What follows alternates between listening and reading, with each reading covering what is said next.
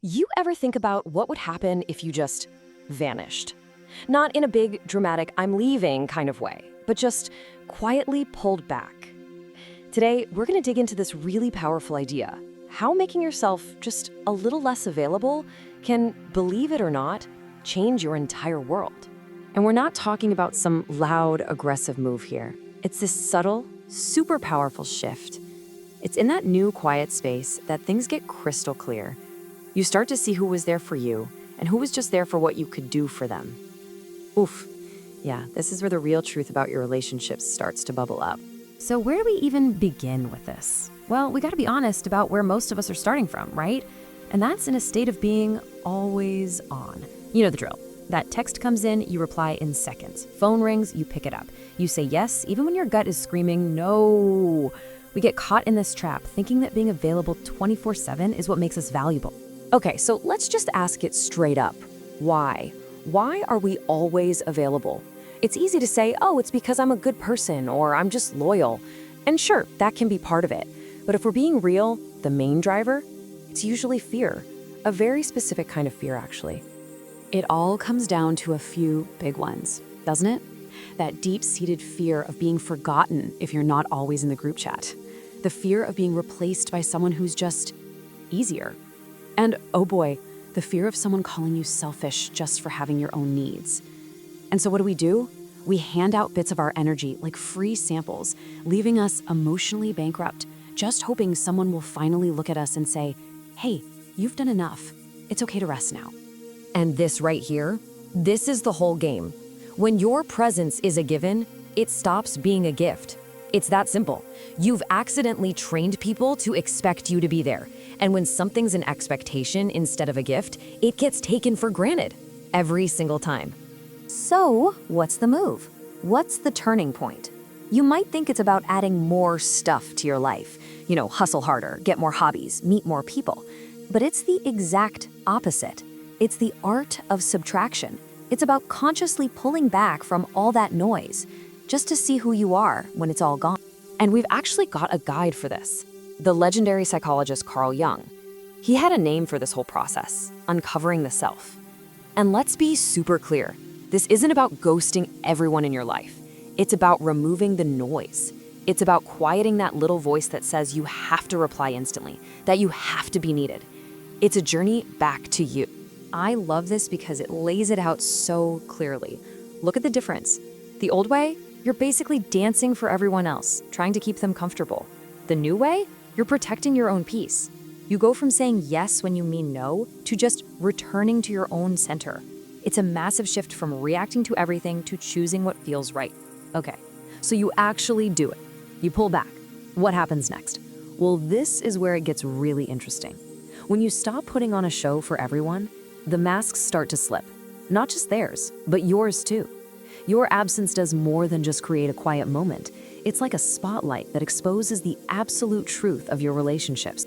And you can almost predict the playbook for how people will react. Step 1, confusion. You'll get the classic, you've changed. Step 2, the guilt trip. Suddenly you're distant or selfish.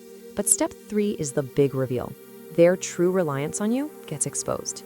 And I don't mean their reliance on you, the human being. I mean their reliance on the service you provided. This one is a tough pill to swallow, but it's so important. A lot of the time, the pushback you get has nothing to do with you. They don't miss you, they miss the convenience. They miss the ego boost. They miss the free emotional labor.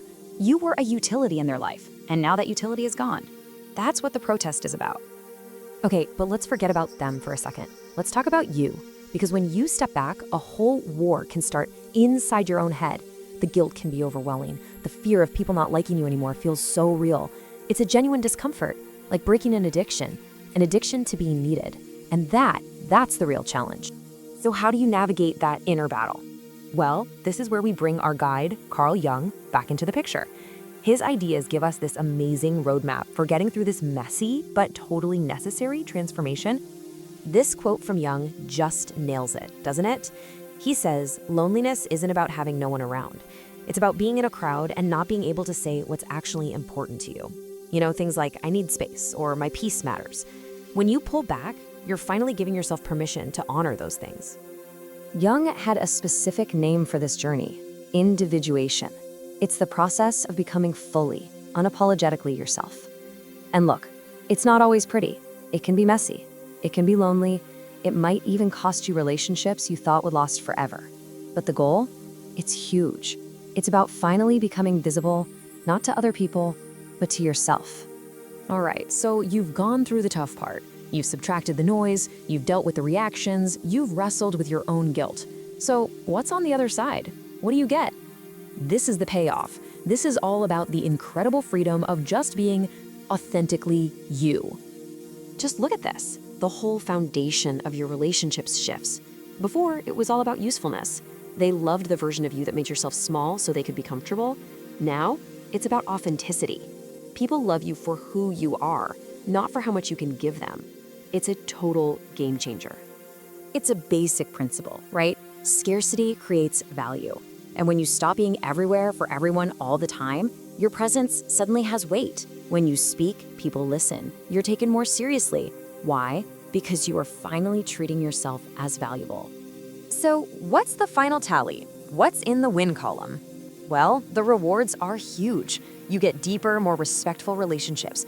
You find this incredible inner peace that no one can take away from you. You develop a presence that's authentic and honestly kind of magnetic. When you speak, your words land. And maybe the best part of all, you can finally hear your own voice, clear as a bell. Now let's not pretend this is a walk in the park. Jung himself said the most terrifying thing you can do is accept yourself completely. It takes guts to let go of who you thought you were supposed to be. But I'm telling you, on the other side of that fear, there's this incredible sense of freedom, just pure, simple freedom. So I want to leave you with one final question to chew on. It's really the only question that matters at the end of all of this. When you're not playing therapist for your friends, when you're not glued to your phone waiting for a reply, when your entire worth isn't tied up in how available you are, who are you? Who are you really? That's the person you finally get to meet.